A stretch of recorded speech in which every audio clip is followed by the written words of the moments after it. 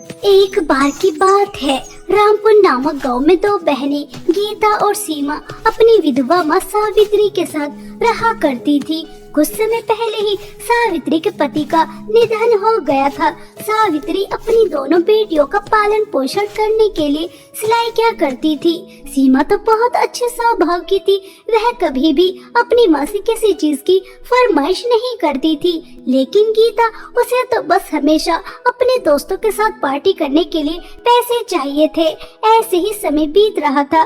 School में exam चल रहे थे, लेकिन गीता एग्जाम देने नहीं जाती। सीमा को उसकी चिंता होने लगती है और वह अपनी बहन को एग्जाम देने के बाद ढूंढने जाती है तो उसे पता चलता है कि वह एक क्लब में दोस्तों के साथ पार्टी कर रही है।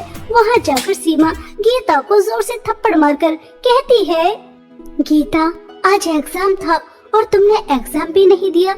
यह क्लब में अपने आवारा दोस्तों के साथ पार्टी कर रही हो। मम्मी कैसे पाई पाई जोड़कर स्कूल की फीस जमा करती हैं और तुम पूरे साल की फीस इस तरह से बर्बाद कर रही हो। गीता, यह तो गलत बात है। सुन बहन जी, मैं तेरी तरह नहीं हूँ जो बस माँ की चमची बनकर उनके आगे पीछे घूमती रहूं। मुझे अपनी जिंदगी एंजॉय करनी है। आज मेरे दोस्त का बर्थडे था, इसे मैं छोड़कर एग्जाम देती। एग्जाम तो मैं दोबारा भी दे दूंगी और वैसे भी तू मुझसे जलती है क्योंकि आए दिन मैं पार्टी करती रहती हूँ और तुझे कोई खास भी नहीं डालता। क्यों दोस्तों, मैं सही कह रही हूँ ना? यार, तेरी इस गंवार बहन ने यहाँ आकर सारी पार्टी का मजा ही खराब कर दिया। इसे यहाँ से भगा दे। अपने दोस्तों की बातें सुनकर गीता अपनी सगी बहन को पार्टी से धक्के मारकर निकाल देती है। सीमा को बहुत दुख होता है और वह रोते हुए घर वापस आ जाती है। सावित्री की तबीयत ठीक नहीं थी, इसलिए वह अपनी माँ को अपनी बहन की शिकायत नहीं लगाती क्योंकि सावित्री की तबीयत और ज्यादा खराब हो जाती। ऐसे ही रिजल्ट का दिन आ जाता है। जब सावित्री दोनों बहनों का रिजल्ट देखती है तो वह गुस्से से लाल पीली हो जाती है और गीता की बहुत ज्यादा पिटाई करती है और उससे कहती है, गीता, तुम कैसे फेल हो सकती हो? तुम तो रोज ट्यूशन भी जा रही थी और तुम्हारा कोई एग्जाम भी नहीं छूटा, फिर फेल कैसे हो गई? और सीमा को देखो, वह पूरे स्कूल में फर्स्ट आई है। इसने तो कोई ट्यूशन भी नहीं लिया और घर का सारा काम भी किया। बेटा, मैं कितनी मेहनत से पैसे कमाती हूँ और तुम्हारे स्कूल की फीस जमा करती हूँ और तुम फेल हो गई। मम्मी, अगर मैं पास नहीं हुई तो इसमें मेरी क्या गलती? मैंने तो पूरी मेहनत की थी। अब स्कूल वालों ने ही मुझे फेल कर दिया तो इसमें तो मेरी कोई गलती नहीं है। आप हमेशा मुझे ही सुनाती रहती है। इस सीमा की बच्ची को तो कुछ नहीं कहती। आप तो मेरे साथ ऐसा बर्ताव करती है जैसे मैं आपकी सौतेली बेटी हूँ। ऐसा कहकर गीता गुस्से में अंदर चली जाती है। ऐसे ही समय बीत रहा था। सावित्री एक दिन मार्केट से घर वापस आ रही थी कि तभी रास्ते में उसका एक्सीडेंट हो जाता है। जब इस बात की खबर गीता और सीमा को लगती है तो दोनों बहनें तुरंत हॉस्पिटल पहुंचती हैं। सावित्री के इलाज में बहुत ज्यादा पैसे खर्च हो जाते हैं। घर में सिर्फ सावित्री काम करने वाली थी और वही चारपाई पर बैठ जाती है। अब घर में जो भी राशन था वह भी खत्म हो जाता है। तभी गीता बहुत गुस्से में अपनी माँ से कहती है, मम्मी, जब आपको हमें ऐसी ही नर्क जैसी जिंदगी देनी थी तो फिर पैदा ही क्यों किया? दाने दाने के लिए तरस रहे हैं। आप सिलाई कर कर 4 पैसे कमा लिया करती थी, अब तो आप भी चारपाई पर बैठ गई। मेरे दोस्तों में मेरी कितनी इंसल्ट हो रही है मैं ही जानती हूँ। उनसे उधार ले लेकर इतना ज्यादा कर्जा हो गया मेरे ऊपर और आपको तो कोई चिंता ही नहीं है कि आपकी बेटी की जिंदगी में क्या हो रहा है, क्या नहीं हो रहा। आप तो बस आराम से चारपाई पर बैठी है।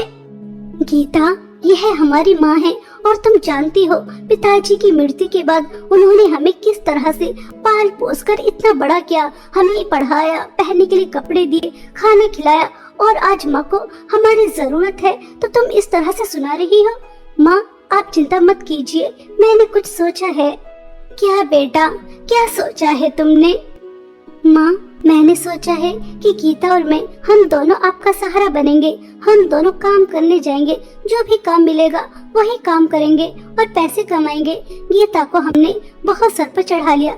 जब तक यह काम करके पैसे नहीं कमाएगी तब तक इसे पैसों की अहमियत का अंदाजा नहीं होगा कि पैसे कितनी मेहनत से कमाए जाते हैं। गीता पहले तो सीमा के साथ काम करने जाने के लिए मना कर देती है। लेकिन जब सावित्री उसे घर से बाहर निकालने की धमकी दे देती है तो वह चुपचाप काम पर जाने के लिए तैयार हो जाती है।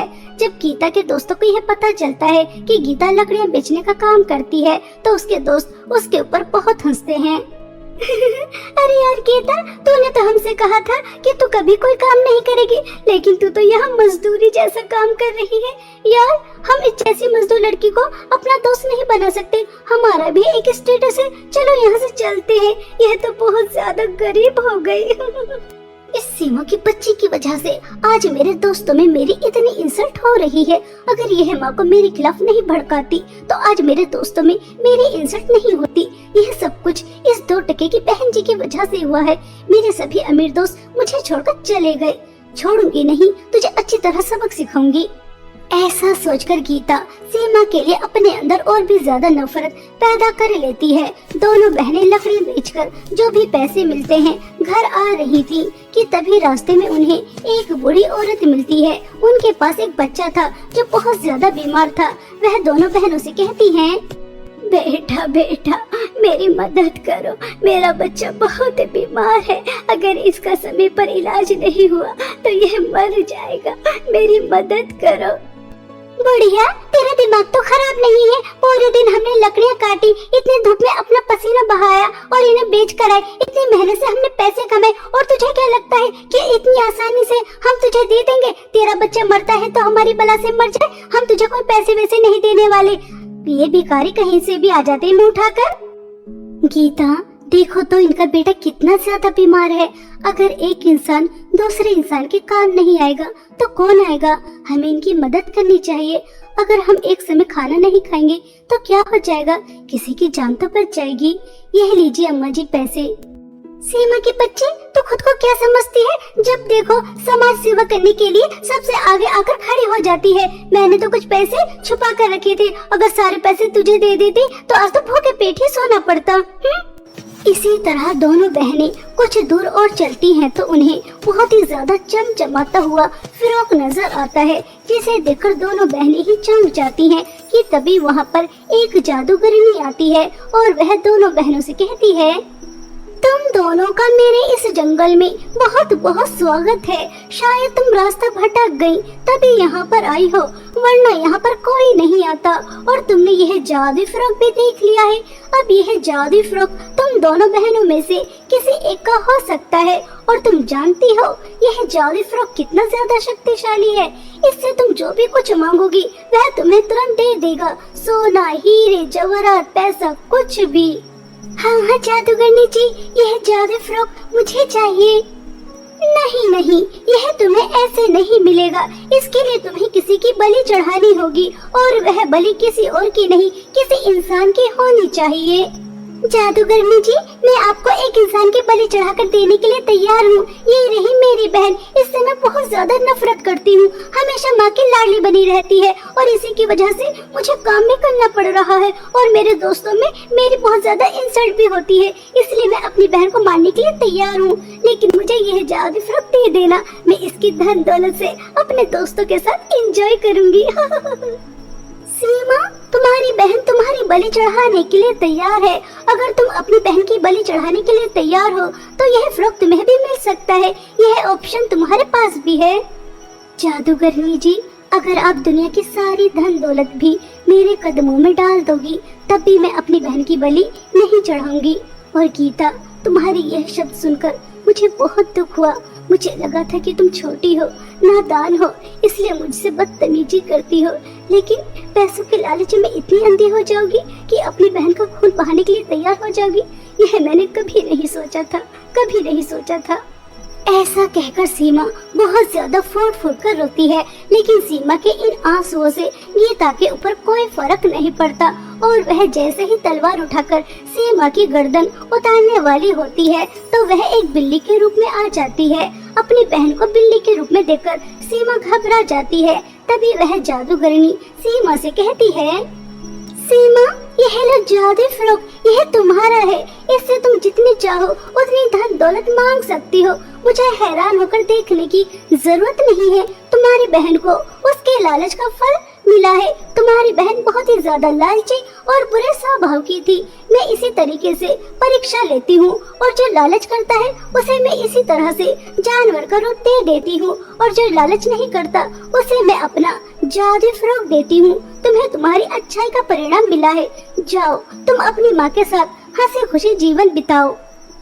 जादूगरनी जी, गीता मेरी छोटी बहन है और मेरी बहन बिल्ली बनकर अपना जीवन यापन करे, यह मुझसे नहीं देखा जाएगा। आप मेरी बहन को ठीक कर दो। चाहे तो आप जादू फ्रॉक मुझे मत दो, मैं अपनी गरीबी में ही खुश हूँ। बस मेरी बहन को वापस से इंसान बना दो। सीमा, तुम कितनी अच्छी हो। तुम्हारी बहन ने तुम्हारे साथ कितना बुरा किया, तुम्हें मारने के लिए भी तैयार हो गई, फिर भी तुम अपनी बहन के बारे में सोच रही हो। सच में सिर्फ तुम्हारी अच्छाई की वजह से मैं तुम्हारी बहन को इंसान बना रही हूँ। इतना कहकर जादूगरनी गीता को बिल्ली से इंसान बना देती है। गीता यह सारी बातें सुन रही थी तो उसे अपने किए पर बहुत पछतावा होता है और वह सीमा से माफी मांगती है।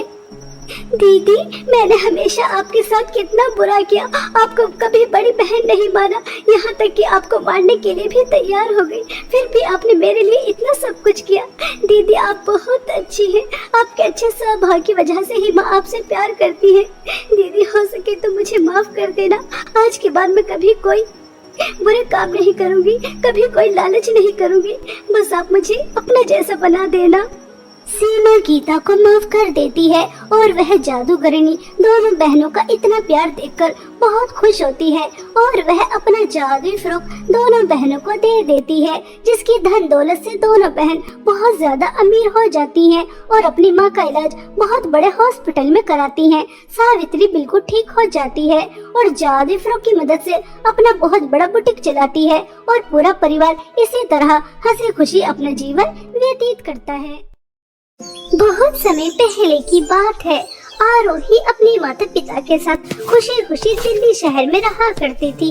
गर्मियों की छुट्टी थी, इसलिए आरोही अपने माता पिता के साथ गांव घूमने अपने चाचा चाची के घर रामपुर जा रही थी। आरोही बहुत ज्यादा खुश थी और पूरे रास्ते अपने माता पिता से बातें कर रही थी। मम्मी पापा, कितने दिन बाद हम गांव घूमने जा रहे हैं। मैं तो वहाँ जाकर बहुत एंजॉय करूँगी, भाग जाऊंगी, वहाँ पर आम खाऊंगी, लीची खाऊंगी, सुबह सवेरे उठूंगी, चिड़ियों की आवाज सुनूंगी, अच्छा अच्छा मौसम देखूंगी।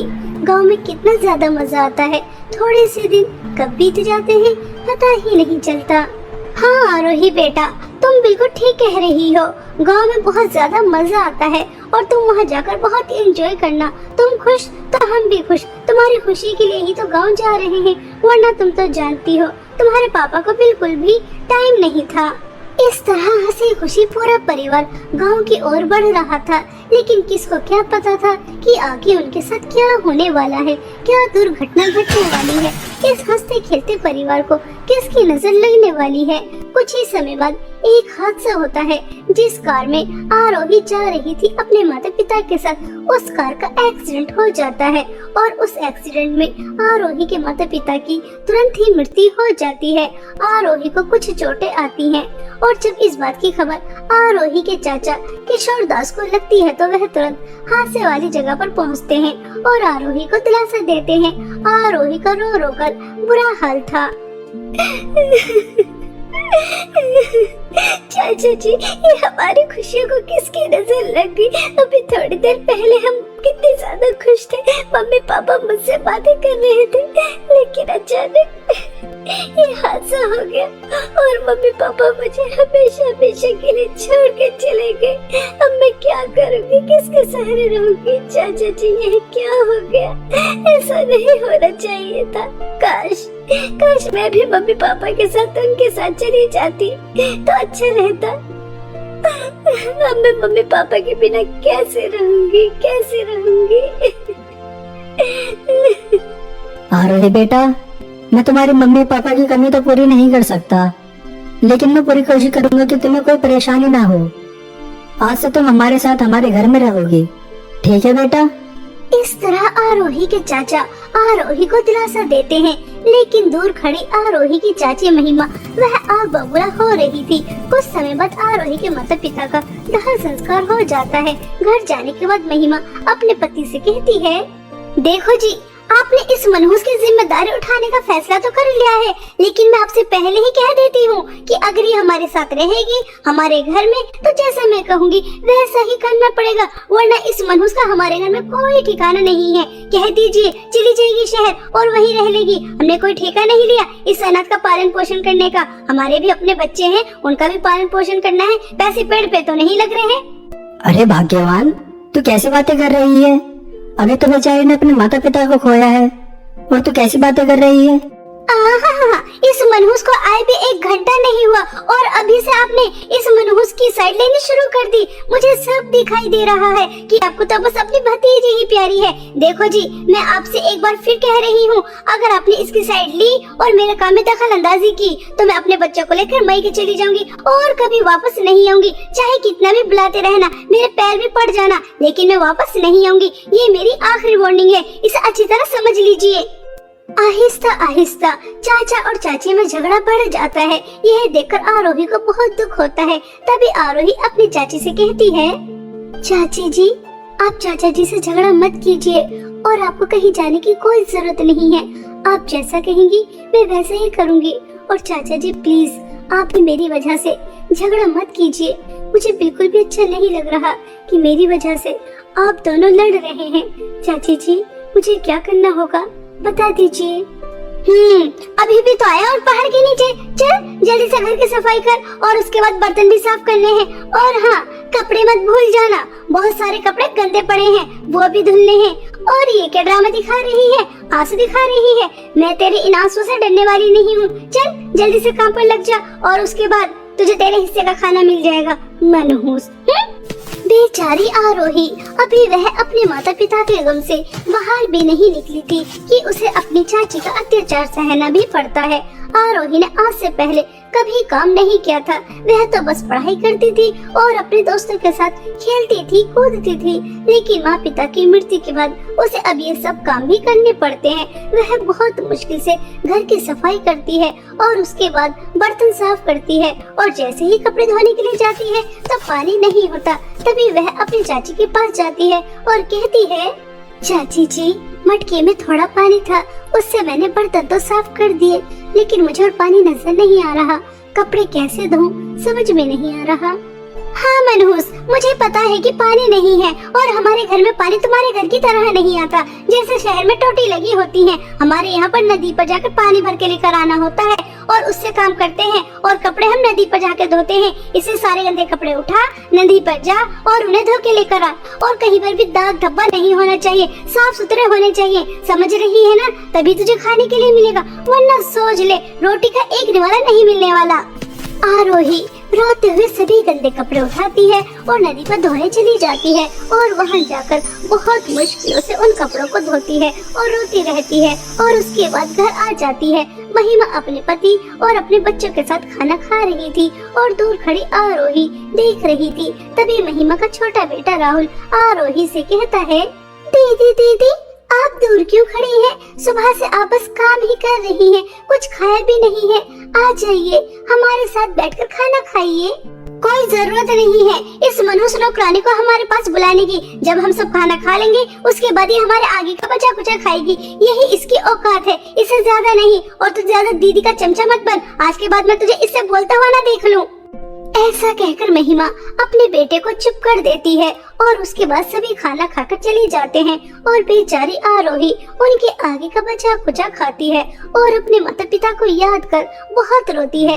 ऐसे ही रोज रोज आरोही के ऊपर अत्याचार हो रहे थे और हमेशा की तरह आज भी आरोही नदी के पास कपड़े धो रही थी कि तभी महिमा की एक ब्रांडेड साड़ी नदी में बहकर दूर चली जाती है, जिसे देखकर आरोही बहुत ज्यादा रोती है। अरे नहीं नहीं, यह क्या अनर्थ हो गया? चाची जी की ब्रांडेड साड़ी नदी में बहकर दूर चली गई और अगर चाची जी को पता चला तो वह तो मुझे मार मार कर जान से ही मार देंगी। मैं क्या करूं? चाची जी की साड़ी कैसे वापस लेकर आऊं? ऐसा सोचकर आरोही बहुत रो रही थी और वह दोपहर से शाम तक बैठी रहती है, क्योंकि उसे बहुत अच्छी तरह से पता था कि अगर वह घर जाएगी तो उसकी बहुत ज्यादा पिटाई होगी। लेकिन और वह कर भी क्या सकती थी, उसे घर भी जाना था। आरोही बहुत हिम्मत करती है और घर चली जाती है और अपनी चाची को बता देती है कि कैसे उनकी साड़ी बहकर दूर चली गई। जब वह यह सुनती है तो गुस्से में लाल पीली हो जाती हैं और आरोही की बहुत ज्यादा पिटाई करती हैं और उसके बाद उससे कहती हैं, मनहूस, वह साड़ी मेरी फेवरेट थी और मेरी सबसे ज्यादा महंगी थी। तूने उसे इतनी आसानी से नदी में बहा दिया। जरूर यह तूने जानबूझकर किया है। नहीं नहीं चाची जी, मैंने जानबूझकर नहीं किया।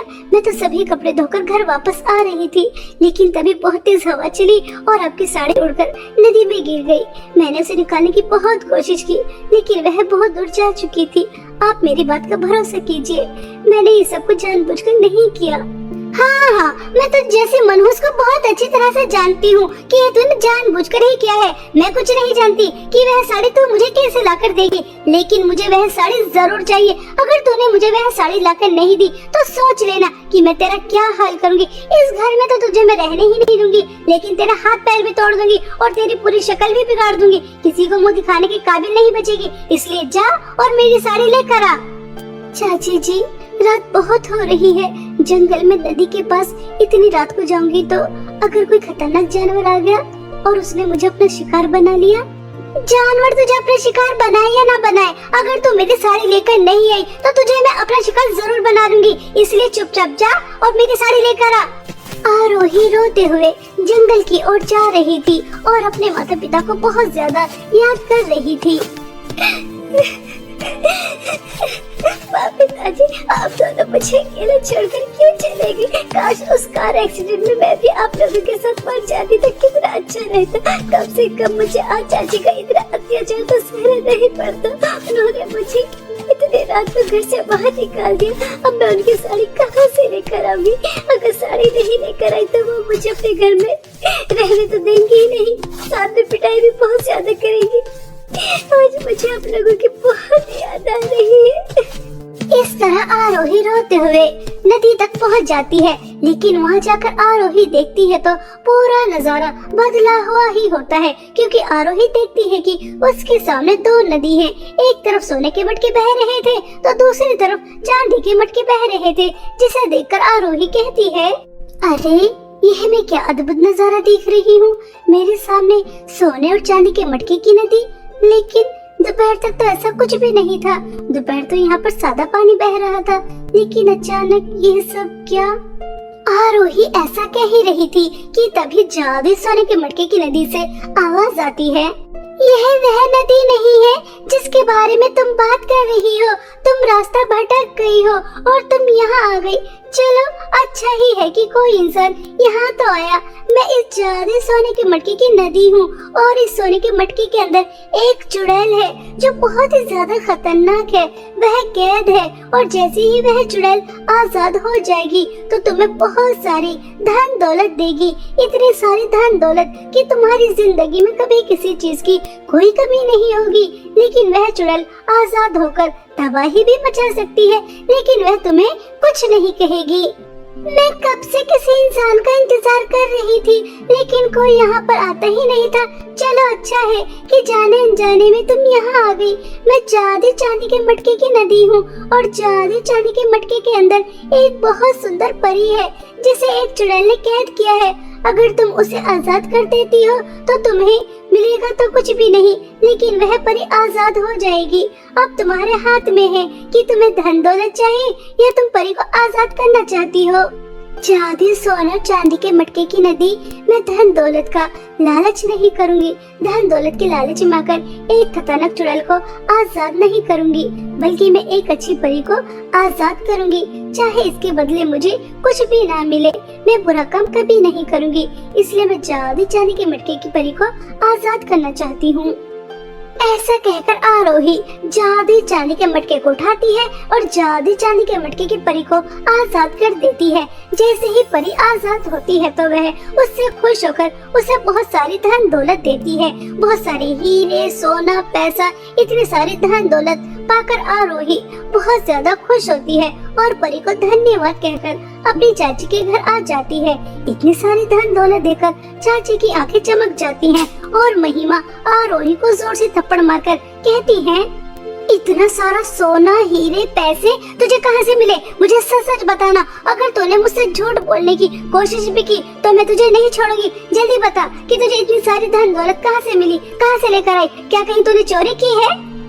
आरोही अपनी चाची को सब सच बता देती है कि उसे जाली, सोने और चांदी के मटके की नदी मिली, जहाँ से उसे इतनी सारी धन दौलत मिली है। यह सुनकर महिमा लालच में आ जाती है और वह मन ही मन में सोचती है, ये मनहूस तो हमेशा बेवकूफ की बेवकूफी रहेगी। जब जाली, सोने के मटके की नदी कह रही थी कि चुड़ैल को आजाद करने की वजह से इसे इतनी सारी धन दौलत मिलेगी कि पूरी दुनिया में इससे अमीर कोई और नहीं होगा, तो ये क्या बेवकूफ थी जो इसने जाली, चांदी के मटके को चुना और उसकी परी को आजाद किया? मैं तो जाली, सोने के मटके को चुनती, बेवकूफ। ऐसा सोचकर महिमा भी जाली, सोने और चांदी के मटके की नदी के पास पहुंच जाती है और वहां जाकर तुरंत जाली, सोने का मटका उठा लेती है और उसे खोल देती है। और जैसे ही वह उसे खोलती है तो उसके अंदर से बहुत ही ज्यादा खतरनाक चुड़ैल निकलती है और वह चुड़ैल तुरंत ही महिमा को खा लेती है और दोबारा से जाली, सोने के मटके के अंदर चली जाती है। इस तरह आरोही की चाची को उसके लालच और बुरे कर्मों की सजा मिल जाती है। और वहीं दूसरी तरफ आरोही अपने अच्छे स्वभाव की वजह से इतनी सारी धन दौलत के साथ एक हंसी खुशी जीवन बिताती है।